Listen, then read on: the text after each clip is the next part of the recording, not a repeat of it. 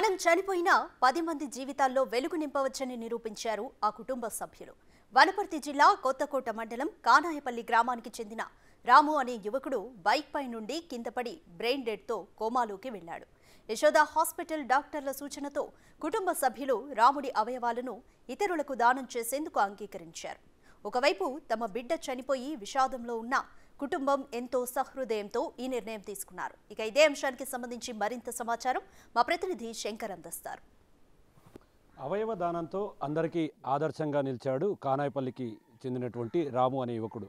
రాము చనిపోయిన తర్వాత అవయవ దానాలను వేరే వారికి ఇవ్వడంతో తిరిగి 6 మంది జీవితాల్లో వెలుగులు ప్రసాదించాడు. దీనికి వారి కుటుంబ సభ్యుల సహకారం కూడా పూర్తిగా ఉండడంతో ఎక్కడ చూసినా కూడా రాము గురించే చెప్పుకుంటున్నటువంటి పరిస్థితి కనిపిస్తుంది. ప్రస్తుతం మనం వనపర్తి జిల్లా కొత్తకోట మండలం కానాయపల్లి గ్రామంలో ఉన్నాము. కానాయపల్లి గ్రామానికి సంబంధించి వాళ్ళ ఇంటి దగ్గర ఉన్నాము.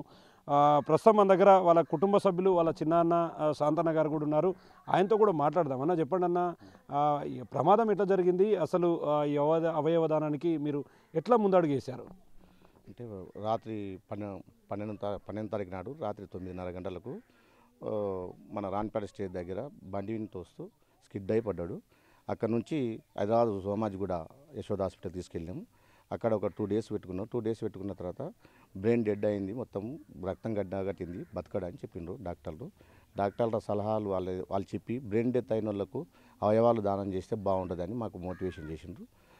అది మేము కుటుంబ సభ్యులు అందరం ఆలోచన చేసుకొని ఇస్తే బాగుంటుంది, మట్టిలో కలిపితే ఊక వేస్ట్ అవుతుంది, ఒక 6 మందికి పునర్జన్మ ఇవ్వచ్చు అనే ఉద్దేశంతోనే మేమందరం ఆలోచన చేసి ఆ డాక్టర్ల సలహాల ప్రకారం కూడా మేము కూడా ఆలోచన చేసుకొని కుటుంబ సభ్యులు అందరం ఆలోచన చేసుకొని అవయవదానానికి ముందరకు వచ్చింది. అంటే రాముది ఎంత ఏజ్? రాముకు సంబంధించినటువంటి ఏ అవయవాలు అంటే డాక్టర్ల సలహాల సూచనల మేరకు ఎవరికి మీరు డొనేట్గా దాన్ని ఇవ్వడం జరిగింది? మేము రాము 17 సంవత్సరాలు, అంటే యంగు వయసు కాబట్టి ఆయన అవయవాలు మంచిగా పనికిస్తామనే ఉద్దేశంతోనే మాకు వాళ్ళు డాక్టర్లు సలహాలు ఇస్తే అవి ఆలోచన చేసుకొని ఆయన కండ్లు, లివరు, గుండె, కిడ్నీలు అన్నీ జీవన్ ధార అని ఒక వెబ్సైట్ వాళ్ళకు మేము దానం చేసినాం. చూస్తున్నాం, వాళ్ళ చిన్నాన్న చెప్తున్నాడు ఖచ్చితంగా అవయవదానం చేస్తే అది ఒక 10 మంది జీవితాల్లో వెలుగు నింపుతుందని చెప్తున్నాడు.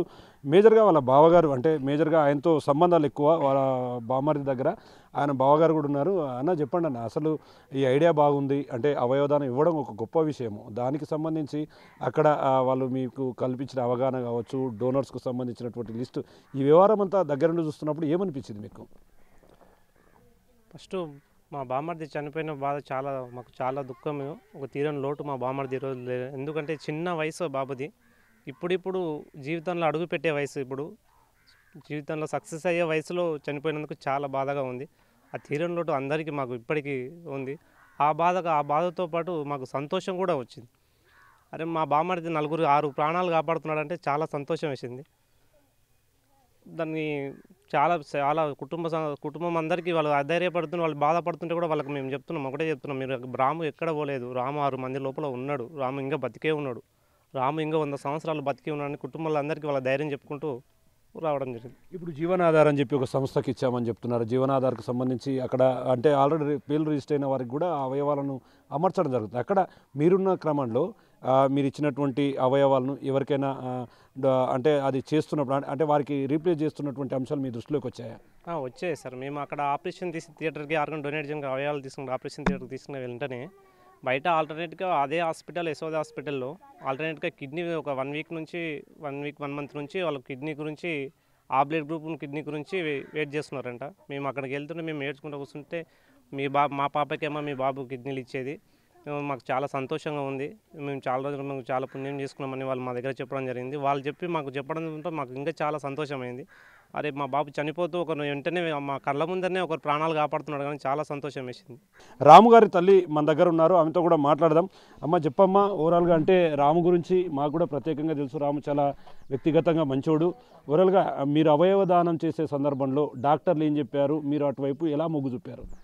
ఏం చెప్పారు, మంచిగా ఉంటుంది, ఇలా పోతా రాము 4కి 6 మందికి పానం వస్తే నీకు కూడా 4 లాభం చూసుకోవచ్చు అని చెప్పాను. దానికి నేను ఒప్పుకున్నా. నా కొడుకున్న పోయినా నన్ను 10 మందిలో 4 నా కొడుకుని చూసుకుంటా అంత అని చెప్పినాను. నేను ఓకే అని చెప్పేసిన డాక్టర్కి. సరే అని ఒప్పుకున్నాడు. ఇంకా అంతే. ఇప్పుడు ఎట్లా అనిపిస్తుందమ్మా? ఇప్పుడు రాము లేడు, ఒక దిక్కు ఒక దుఃఖం, ఒక దిక్కేమో మీ కొడుకుకు సంబంధించిన అవయవాలే కళ్ళు కావచ్చు, లివర్స్ కావచ్చు, కిడ్నీలు కావచ్చు, అంటే ఈ రకమైనటువంటి అవయవాలన్నీ కూడా తిరిగి వేరే వారి జీవితాల్లో వెలుగు నింపుతుంది. అంటే దీన్ని ఎట్లా చూస్తారు? ఎందులో సంతోషం ఒక ఇది ఉన్న బాధ ఒక దిక్కున్న సంతోషం నా కొడుకు ఒకరికి ఇచ్చిపోయిన ఆనందం కూడా కొంచెం ఉంది నాకు. చాలా మటుకు గ్రామాల్లో ఇటువంటి అంటే మనం చూస్తుంటాం, గ్రామాల్లో ఇటువంటివి అసలు ఒప్పుకోరు. అంటే అవయవ దానాలు ఇవ్వడం అంటే ఎందుకు ఒక రకమైనటువంటి ఇబ్బందులకు గురవుతారు, బాడీని కోస్తారనే ఒక అపోహలు అయితే జనాల్లో బాగా ఉన్నాయి. కానీ ఈ క్రమంలో డాక్టర్లు మీకు చెప్పినటువంటి అంశాలు కావచ్చు, అక్కడ మృతదేహాన్ని తరలించే క్రమంలో కూడా మీ కొడుకుకు సరైనటువంటి గౌరవం లభించే విధంగా కూడా డాక్టర్లు చేసినట్లుగా ఉంది. దీని ఏమనిపిస్తుంది? నాకేమనిపిస్తలేదు, మంచిగా అనిపిస్తుంది. నాకు మంచిగా చేసిపోయింది నా కొడుకు, పోతా ఆరుగురికి మంచిగా చేసిపోయినని ఆనందమే ఉంది నాకు. బాధ ఉన్నా కూడా ఒక దిక్కు అంతే నాకు. అంటే ఆడ తీసుకున్న వాళ్ళు కూడా పక్కన ఎవరైనా మీతో మాట్లాడారమ్మా? అవయవం మాట్లాడినరు, ఒక అబ్బాయి మాట్లాడి మా తమ్ముడి దగ్గర, అంతే. నేను ఇంకా అంతే చూసినా కానీ ఇంకేం చూడాలి. తర్వాత చూస్తున్నాం, ఓవరాల్గా చూస్తున్నాం. ఇదంతా కూడా అంటే ఒకవైపు అవయవదానం చేయాలని ఉన్నా కూడా వారి కుటుంబ సభ్యులకు సంబంధించినటువంటి ఫుల్ సపోర్ట్ ఉంటే తప్ప ఇది సాధ్యం కానటువంటి విషయం. ఈ రోజుల్లో చాలామంది చాలా రకాలుగా అవయవాల మార్పు కోసం ఎన్నో రకాలుగా వాళ్ళు రిజిస్ట్రేషన్ చేయించుకోవడం, చాలా సంస్థలతో వాళ్ళు టైఅప్ అయి ఉన్నారు.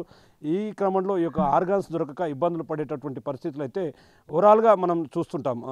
కాబట్టి ఇట్లాంటివి ఎక్కడైనా జరిగితే ఖచ్చితంగా దీని మీద ఒక రకమైనటువంటి ముందు జాగ్రత్తతో వేరే వారికి ఒక అవయవదానాన్ని ఇవ్వడం వల్ల వారి జీవితాల్లో వెలుగు నింపొచ్చు అనే క్రమంలో కూడా మంచి జరుగుతుంది అనేది ఒక పూర్తిస్థాయి మెసేజ్. ఈ మెసేజ్నే వాళ్ళు తూచా తప్పకుండా కూడా పాటించారు ఈ కుటుంబ సభ్యులు. ఇప్పుడు రాముకు సంబంధించినటువంటి అవయవాలు తిరిగి మరొక 6గురిలో ఒక కొత్త ప్రాణం పోసుకొని వాళ్ళలో తమ కొడుకును చూసుకుంటామని చెప్పి కూడా రాము తల్లిగారు చెప్తున్నటువంటి పరిస్థితి కనిపిస్తుంది. ఇది ఇక్కడ latest update. Camera person Nageswara Shankar Goud, big TV, Wanaparthy జిల్లా నుండి.